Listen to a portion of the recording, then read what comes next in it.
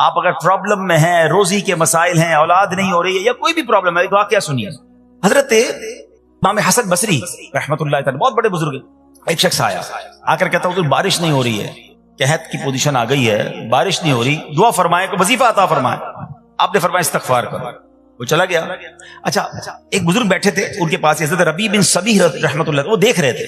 دوسرا بندہ آیا کہتا حضور تنگ دستی ہے، کاروبار میں ڈاؤن ہے، رزق میں تنگی ہے. آپ نے فرمایا استغفار کرو. پھر تیسرا شخص آیا کہتا حضور اولاد نہیں ہو رہی ہے، حصول اولاد کے لیے وظیفہ لینا ہے. فرمایا استغفار کرو. چوتھا بندہ آیا، وہ کہتا کہ حضور میرے باغ میں فصلوں میں پیداوار کی کمی ہے. فرمایا استغفار کرو. حضرت ربیع بن صبیح کہتے ہیں حضور پہلا بندہ الگ پرابلم لے کر آیا، دوسرا الگ، تیسرا الگ، چوتھا الگ، چاروں کو ایک ہی دوائی، چاروں کو ایک ہی وظیفہ، استغفار استغفار. ہائے ہائے بڑوں کی بڑی باتیں ہیں. قرآن میں بھی پڑھتا ہوں، قرآن آپ بھی پڑھتے ہیں، مگر دیکھو اللہ والے کیسے پڑھتے. کیا خوبصورت جواب دیا آپ نے. آپ فرماتے ہیں سورہ نوح 12:29 آیت نمبر 10 سے 12 کی آپ نے تلاوت فرمائی. اب ذرا قرآن سنیے گا. بسم اللہ الرحمن الرحیم. استغفروا ربکم انہ کان غفارا یرسل السماء علیکم مدرارا ویمددکم باموال وبنین ویجعل لکم جنات ویجعل لکم انہارا. سبحان اللہ. ذرا سنیے گا، اپنے رب سے معافی مانگو. استغفروا ربکم انہ کان غفارا، بے شک وہ بڑا معاف کرنے والا ہے. اب دے گا عطا، کیا فرمائے گا؟ یرسل السماء علیکم مدرارا، وہ تم پر موسلا دھار بارش بھیجے گا. وَيُمْدِدْكُمْ بِأَمْوَالٍ وَبَنِينَ وَيَجْعَلْ لَكُمْ جَنَّاتٍ وَيَجْعَلْ لَكُمْ أَنْهَارًا. فرمایا اور مالوں اور بیٹوں سے تمہاری مدد فرمائے گا، اور تمہارے لیے باغات بنا دے گا، اور تمہارے لیے نہریں بنائے گا. باغات بھی بڑھ رہے ہیں، اولاد بھی عطا ہو رہی ہے، مال بھی بڑھ رہا ہے، بارش بھی ہو رہی ہے. کس چیز سے؟ استغفار سے. تو استغفار یہ آپ کے بہت سارے پرابلمز کا حل ہے، مسائل کا حل ہے. بس اپنی زبان استغفار سے تر رکھے. اچھا پھر اس میں تھوڑی سی شرمندگی بھی ہو. ایسا نہیں کہ استغفار بھی ہو رہا ہے اور دماغ کہیں اور ہے، مسکرا بھی رہے ہیں، ہنس بھی رہے ہیں اور استغفر اللہ. کسی سے معافی مانگتے ہوئے ہنستا ہے کیا بندہ؟ استغفر اللہ ربی من کل ذنب واتوب الیہ. یا اللہ میں اپنے سارے گناہوں سے تجھ سے معافی مانگ رہا ہوں. بہت سارے استغفار کے سیکھ ہیں. استغفر اللہ العظیم من کل ذنب عظیم. اے اللہ میں تجھ سے استغفار کرتا ہوں، وہ رب جو بہت عظیم ہے، اپنے سارے بڑے گناہوں سے میں استغفار کرتا ہوں. الگ الگ سیغوں سے اللہ کی بارگاہ میں استغفار کریں. ہو سکے تو کبھی گناہ یاد آئیں تو آنسو بھی بہ رہے ہوں، مگر یہ استغفار اللہ کو بڑا پسند ہے، معافی رب کو بہت پسند ہے. ابو اللیث سمرقندی رحمۃ اللہ تعالی لکھتے ہیں پچھلی قوموں میں ایک شخص تھا، اس نے بہت گناہ کیے تھے. ایک بار اس نے اپنی پچھلی زندگی کے بارے میں سوچا، گناہوں کے بارے میں غور و فکر کیا تو اسے شرمندگی ہوئی. اس نے نادم و شرمندہ ہو کر 3 مرتبہ کہا اللہم غفرانک اللہم غفرانک اللہم غفرانک. اے اللہ تیری بخشش، اے اللہ تیری بخشش، اے اللہ پاک تیری بخشش. اسی لمحے اس کو موت آ گئی اور اللہ پاک نے اس کی بخشش فرما دی. آئیے ہم بھی پڑھ لیتے. اللہم غفرانک اللہم غفرانک اللہم غفرانک. استغفار کرنا، توبہ کرنا، گناہ یاد کر کے شرمندہ ہونا، یہ اللہ کو کتنا پسند ہے. ایک سبحان اللہ، اس کے بارے میں چند برکتیں آپ کو بیان کرتا ہوں. بڑی عظیم برکت یہ ہے کہ اس کی بدولت بندے کا تنگی اور غم دور ہو جاتا ہے. حدیث پاک میں ہے جو ہمیشہ استغفار کرتا رہے اللہ پاک اس کے لیے ہر تنگی سے نکلنے کا راستہ بناتا ہے، ہر فکر و غم سے اسے خلاصی عطا فرماتا ہے. اس کی ایک برکت یہ بھی ہے کہ ایسے بندے کو اللہ پاک غیب سے رزق عطا فرماتا ہے. حدیث پاک میں ہے استغفار کرنے والے کو اللہ وہاں سے رزق عطا فرماتا ہے جہاں اس کا گمان بھی نہیں ہوتا ہے. اتنی مہنگائی ہے، اتنی مشکلیں ہیں، اتنی تنگی ہے، لوگ قرضے میں ہیں، کبھی ادھر جاتے ہو کبھی ادھر جاتے ہو. ارے بھائی سب کے پاس جاتے ہو، رب کے پاس کیوں نہیں جاتے؟ استغفار کرنا شروع کر دو، فرمایا ادھر سے روزی دے گا جہاں تمہارا گمان بھی نہیں جائے گا. اس کی برکت سے اللہ پاک دلوں کے زنگ کو دور فرماتا ہے. آئیے پیارے اسلامی بھائیوں، اللہ کو معافی مانگنا، دل سے پکارنا کتنا پسند ہے. میں آپ کو ایک بہت ہی خوبصورت واقعہ بتاتا ہوں، اور یہ واقعہ ہے حضرت موسیٰ علیہ نبینا علیہ الصلوۃ والسلام کا. اللہ پاک نے حضرت موسیٰ علیہ نبینا علیہ الصلوۃ والسلام نے ایک بار اپنی مناجات میں عرض کیا یا اللہ یا رب. اللہ پاک کی طرف سے جواب آیا لبیک یا موسیٰ. آپ نے عرض کی یا اللہ تو میرا مالک ہے، تو خالق ہے، میں تو تیرا بندہ ہوں، ارشاد ہوا مجھے یہ پسند ہے کہ جب مجھے کوئی میرا بندہ یا رب پکارے تو میں اسے لبیک کہہ کر جواب دوں۔ اللہ فرما رہا ہے، حضرت موسیٰ نے عرض کی یا رب کیا یہ ہر مطیع بندے کے لیے ہے؟ کیا ہر نیک آدمی کے لیے ایسا ہے کہ جب تجھے وہ پکارے تو لبیک فرماتا ہے؟ سنو، اللہ فرماتا ہے ہاں بلکہ ہر گناہگار بندے کے لیے بھی ہے۔ حضرت موسیٰ نے عرض کی یا اللہ فرما بردار تو تیری اطاعت کرتا ہے، وہ بات تو سمجھ آ رہی ہے، گناہگار پر یہ کرم کس وجہ سے؟ اے ہائے، سنو میرے رب کیسا کریم ہے۔ فرماتا ہے اے موسیٰ اگر میں بھلائی کرنے والے کو اس کی بھلائی کا بدلہ دوں اور برائی کرنے والے پر اس کی برائی کی وجہ سے احسان نہ کروں تو میرا جود و کرم کہاں جائے گا؟ اللہ فرماتا ہے میرا پھر کرم، میری رحمت کس لیے ہے؟ برائی کرنے والا بھی، گناہ کرنے والا بھی مجھے پکارتا ہے، میں اسے بھی لبیک کہہ کر جواب دیتا ہوں۔ حضرت موسیٰ علیہ نبینا علیہ السلام کو ایک بار وحی نازل ہوئی کہ اے موسیٰ فلاں علاقے میں جاؤ، ہمارا ایک نیک بندہ اس کا انتقال ہو گیا ہے، جا کے اس کو غسل دو، اس کو کفن دو اور اس کا جنازہ پڑھو۔ حضرت موسیٰ وہاں پہنچ گئے اور جب وہاں جا کر آپ نے لوگوں سے کہا کہ مجھے فلاں بندے کے پاس لے جاؤ جس کا انتقال ہوا ہے، مجھے غسل دینا ہے، کفن پڑھنا ہے، جنازہ پڑھنا ہے، لوگوں نے کہا حضرت یہ تو زمانے کا گناہگار، بڑا بےہودہ، بڑا بدکار شخص تھا، آپ کو رب کا حکم تھا، آپ نے غسل بھی دیا، کفن بھی پہنایا، جنازہ بھی پڑھا، پھر رب کی بارگاہ میں عرض کی مولا بندے تو یہ کہہ رہے ہیں یہ تو بہت برا آدمی تھا، تو نے مجھے بھیجا اور فرمایا تیرا پیارا بندہ، میں نے جنازہ بھی پڑھ دیا، غسل اور کفن بھی دیا۔ اب ذرا آپ سوچیں کہ کسی کا جنازہ حضرت موسیٰ پڑھ دیں تو اس کی تو بخشش کا تو کوئی مسئلہ ہی کوئی نہیں نا، وہ تو اللہ کے نبی جس کا جنازہ پڑھے غسل دے تو یا اللہ تو نے ایسا انتظام فرما دیا۔ رب کریم کی طرف سے پتہ ہے کیا جواب آتا ہے؟ اللہ فرماتا ہے اے موسیٰ بندے سچ کہتے ہیں، یہ بندہ واقعی بڑا گناہگار تھا، جو علاقے والے شہر کے لوگ کہہ رہے ہیں نا ٹھیک کہہ رہے ہیں، یہ بندہ تھا ہی ایسا۔ کہ اللہ جب اتنا گناہگار تو اتنی بڑی مہربانی کس وجہ سے؟ ارشاد ہوا اے موسیٰ اس بندے نے مرنے سے پہلے مجھ سے 5 کلمات کے ذریعے بات کی، مناجات کی، مجھے پکارا، 5 سینٹنس تھے، 5 کلمے تھے، اور اے موسیٰ اس کی وجہ سے میں نے اس کی مغفرت فرما دی۔ حضرت موسیٰ کہتے ہیں یا اللہ وہ 5 کلمے تو بتا دے، وہ 5 کیسے جملے تھے کہ علاقے میں سب سے مشہور بدکار اور اس کا انتقال ہو تو رب مغفرت بھی فرمائے اور اپنے نبی کو فرمائے جا کے جنازہ پڑھو۔ تو آپ نے کہا یا اللہ وہ 5 کلمات بتا دے۔ اب ذرا یہ 5 کلمات سنیے گا، ایکچولی جو بات سمجھنی ہے نا، استغفار ہے کیا، معافی مانگنا ہے کیا، توبہ کیا ہے۔ اللہ فرماتا نا کہ ہم نے سنا کہ جو بندہ اللہ سے استغفار کرتا ہے اللہ اسے دیکھ کر مسکراتا ہے، اس کی وجہ یہ کہ بندہ رب کی بارگاہ میں اپنے آپ کو سرنڈر کرتا ہے، اپنے گناہ یاد کرتا ہے، اپنی کم مائگی کا اظہار کرتا ہے۔ وہ کہتے ہیں نا الندم التوبہ، شرمندگی توبہ ہے۔ شرمندہ ہو جائے نا انسان، دنیا میں پتہ ہے کیا معاملہ ہے، ہم کسی عدالت میں جا کر کہہ دیں ہم نے جرم کیا ہے، اقبال جرم، ٹھیک ہے، تو کیا ہوتا ہے، جج کہتا ہے پھر اس کو گرفتار کرو اور سزا سناؤ، بندہ خود ہی مان رہا ہے، گواہوں کی ضرورت کیا ہے۔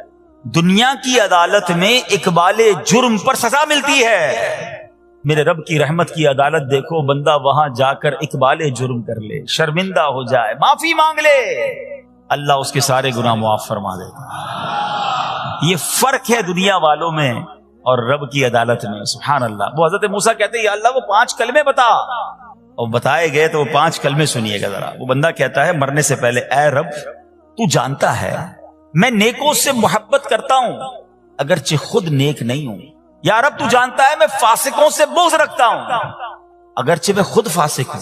سمجھ رہے ہیں بات؟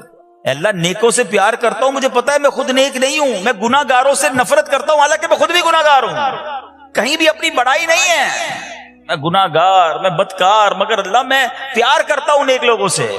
تیسرا جملہ کیا تھا، یا رب اگر مجھے معلوم ہو جائے کہ میرے جنت میں داخل ہونے سے تیری ملکیت میں کوئی کمی آ جائے گی تو اے اللہ میں تجھ سے پھر جنت کا سوال کرنا چھوڑ دوں گا، مجھے یہ پتا ہے یا اللہ تو نے مجھے جنت میں داخل کیا نا، تیری جنت میں کوئی کمی نہیں آئے گی، بہت بڑی ہے، ہم مجھے داخل بھی کرنے سے تیرا کچھ نہیں جائے گا، اگر کچھ جاتا ہوتا تو یا اللہ میں جنت تیرے سے مانگنا چھوڑ دیتا۔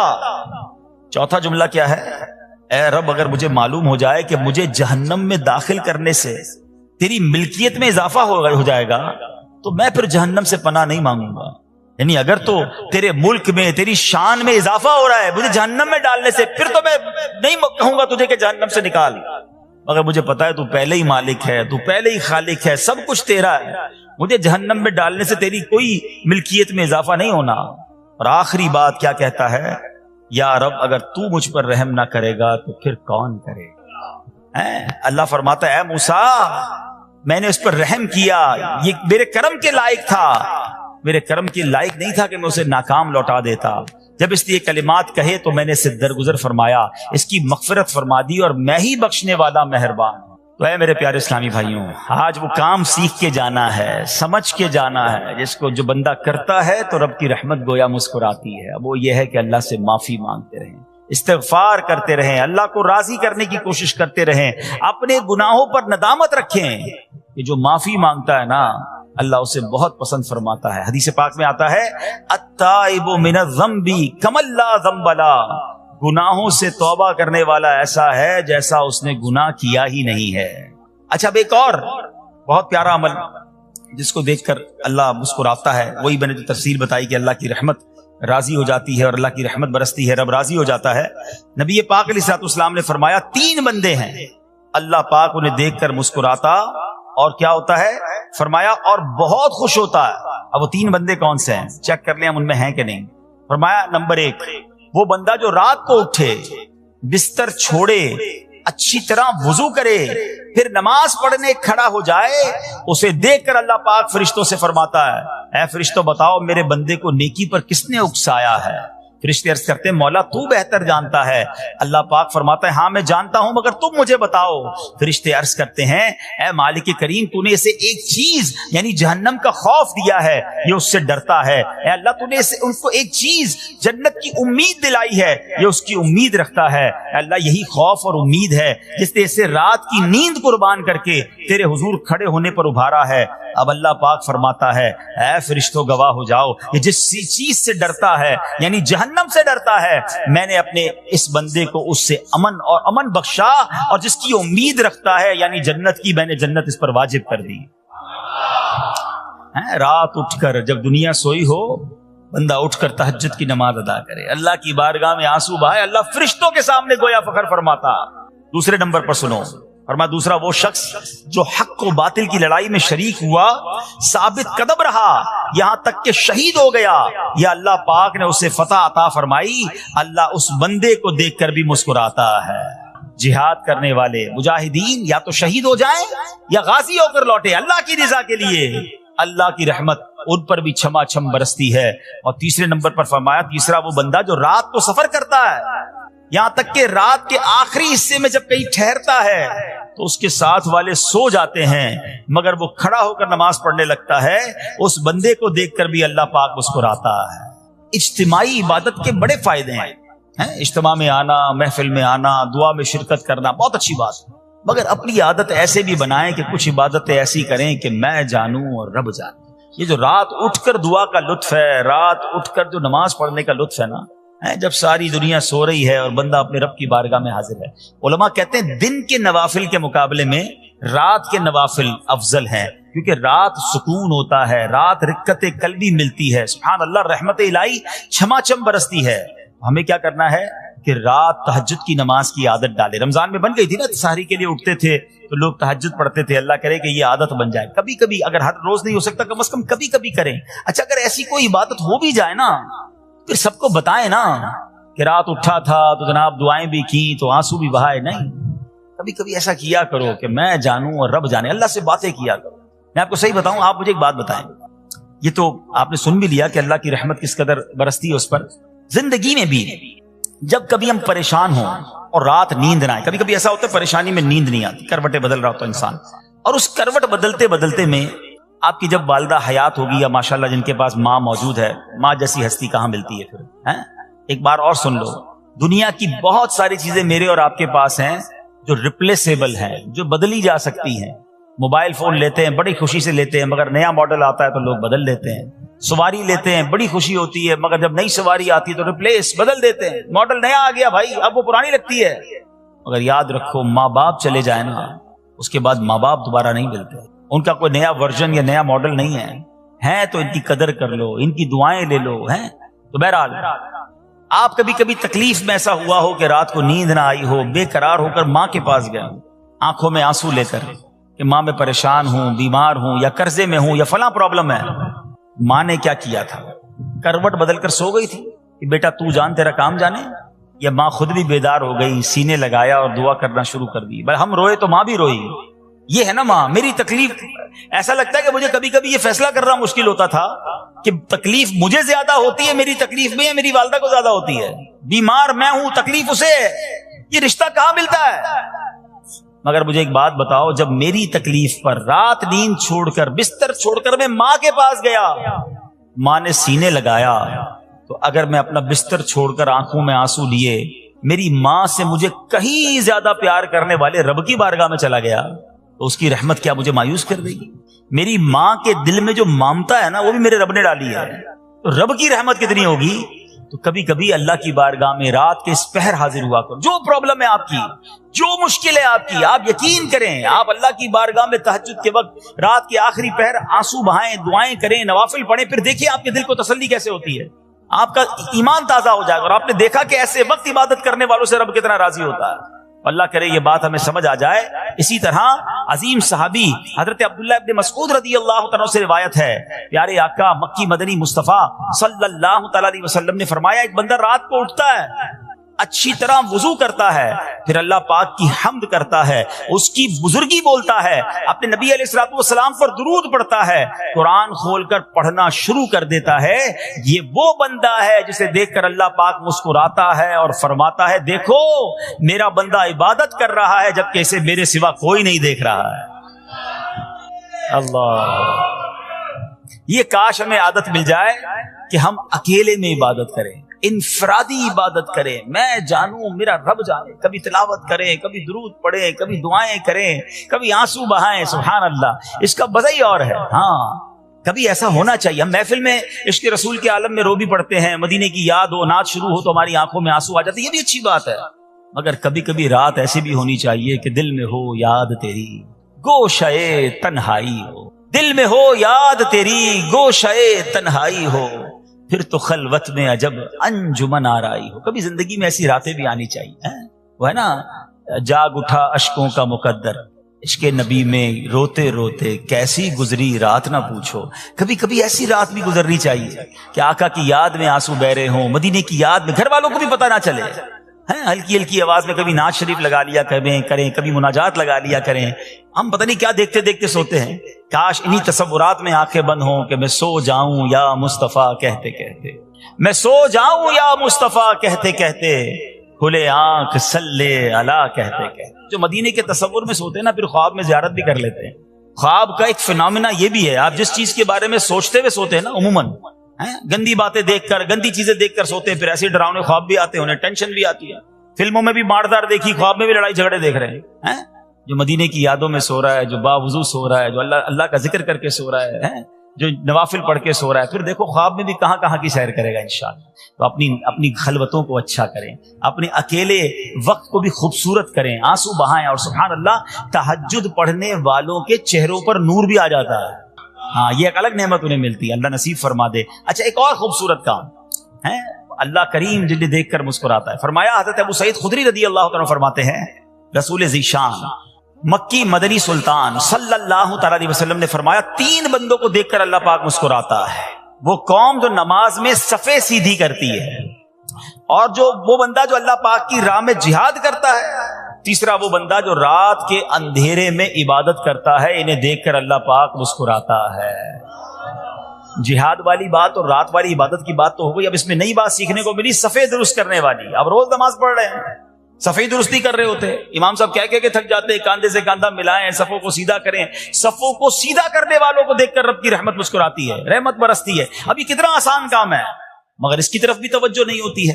یاد رکھیے کہ صفیں سیدھی کرنا یہ بڑی نیکی ہے، اور اللہ کرے کہ ہم اس پر عمل کرنے والے بنے. اور صفیں درست نہ کرنا ترک واجب، ناجائز اور گناہ ہے. سیدھی صفیں نہیں کرتے، نہیں، ناجائز کرتے ہیں، گناہ کرتے ہیں. صف درست نہ کرنے سے نماز ناقص رہ جاتی ہے. اور یہ بعض اوقات لوگ کہتے ہیں یار ہمیں اس نماز میں وسوسے بہت آتے ہیں. روایتوں میں آتا ہے صف درست نہ کرنا نماز میں وسوسے آنے کا سبب ہے. صفیں ٹھیک نہیں ہوں گی نا، عجیب عجیب سی باتیں دماغ میں آئیں گی. کیوں؟ حدیث پاک میں آتا ہے، شیطان تمہارے درمیان بھیڑ کے بچے کی طرح گھس جاتا ہے. شیطان صفوں میں گھس جاتا ہے. صف سیدھی نہ کرنے میں چہرہ بگڑنے کا اندیشہ ہے.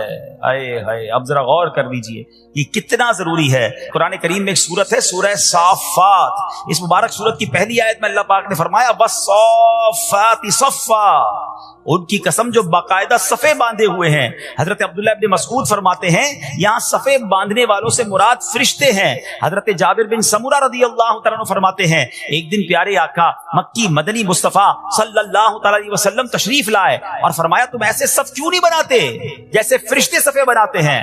ہم نے عرض کی یا رسول اللہ صلی اللہ تعالیٰ علیہ وسلم فرشتے کیسے صف بناتے ہیں؟ فرمایا پہلے اگلی صف مکمل کرتے ہیں اور خوب مل کر کھڑے ہوتے ہیں. سبحان اللہ، مبارک ہو ان مسلمانوں کو جو صفے سیدھی کرتے ہیں، اچھی طرح کاندھے سے کاندھا ملاتے ہیں، گویا یہ فرشتوں کا کام کر رہے ہیں، فرشتوں والا کام کر رہے ہیں. تفسیر طبی میں ہے فاروق اعظم رضی اللہ عنہ کا یہ معمول تھا جب نماز پڑھانے لگتے تو نمازیوں کو فرماتے صفے سیدھی کر لو، اے فلاں ذرا آگے ہو جاؤ، اے فلاں ذرا پیچھے ہو جاؤ. پھر فرماتے بے شک اللہ پاک تمہیں فرشتوں کی طرح دیکھنا پسند فرماتا ہے. تو صفے سیدھی رکھنا یہ فرشتوں کا انداز ہے اور اللہ کی رحمت خوب برستی ہے، گویا رب مسکراتا ہے انہیں دیکھ کر. تو اے میرے پیارے اسلامی بھائیوں، اور بھی بہت سارے کام ہیں جس کو دیکھ کر، جن کو کرنے سے اللہ کی رحمت چھما چھم برستی ہے. بہرحال جب نے 3-4 باتیں سنی ہیں، آج سے اس کو نیت کر لیتے ہیں کہ خوب اللہ کی بارگاہ میں ہم استغفار کریں گے، اپنے گناہوں پر معافی مانگیں گے. انشاءاللہ راتوں کو اٹھ کر جب لوگ سو رہے ہوں گے اللہ کی بارگاہ میں عبادت کریں گے. اسی طرح فرمایا کہ صفوں کو درست کریں گے اور انشاءاللہ رب کی بارگاہ سے خوب رحمتیں لوٹیں گے. اے میرے پیارے اسلامی بھائیوں، یہ سب کب ہو سکے گا کہ جب ہم اچھے ماحول میں رہیں گے. تہجد تو جب پڑھیں گے نا جب پہلے فرض پڑھیں گے. جس کی فرض ہی قضا ہو رہی ہے تو اس کو تہجد کی باری کب آئے گی؟ استغفار تو جب کرے گا جب ایسے ماحول میں آئے گا کہ جہاں گناہوں کو یاد دلا کر معافی مانگنے کا ہمیں انداز اور اس کی فکر دی جائے. تو آج کے اس پرفتن دور میں دعوت اسلامی کا یہ پیارا ماحول آپ کے سامنے ہے. اس ماحول سے وابستہ رہیں. ہفتہ وار اجتماع میں، مدنی قافلوں میں، ہفتہ وار مدنی مذاکرے میں شرکت کرتے رہیں گے تو انشاءاللہ ان نیکیوں کا جذبہ بھی ملتا رہے گا اور انشاءاللہ ایسے کام کرنے میں اللہ کرے کامیاب ہو جائے. تصور ہی کتنا پیارا ہے. یقین کریں میں آپ شاید پتہ نہیں وہ فیلنگ آپ کو محسوس ہو رہی ہے کہ نہیں، یہ تصور ہی کتنا پیارا ہے کہ کبھی میں کوئی ایسا عمل کر لوں کہ رب کی رحمت مجھے دیکھ کر مسکرا دے، اللہ راضی ہو جائے، اللہ خوش ہو جائے. اور کیا چاہیے، میری تو زندگی کا حاصل ہو گیا نا. تو اب یہ 3-4 کام آپ نے سن لیے ہیں، اس کو عمل کرنا شروع کر دیں. اللہ کریم سے دعا کرتا ہوں کہ رب کریم اپنی رضا والے کام ہمیں بڑھ چڑھ کر کرنے کی توفیق عطا فرمائے. اللہ پاک ہم سب کو عمل کرنے کی توفیق عطا فرمائے. صلو علی الحبیب.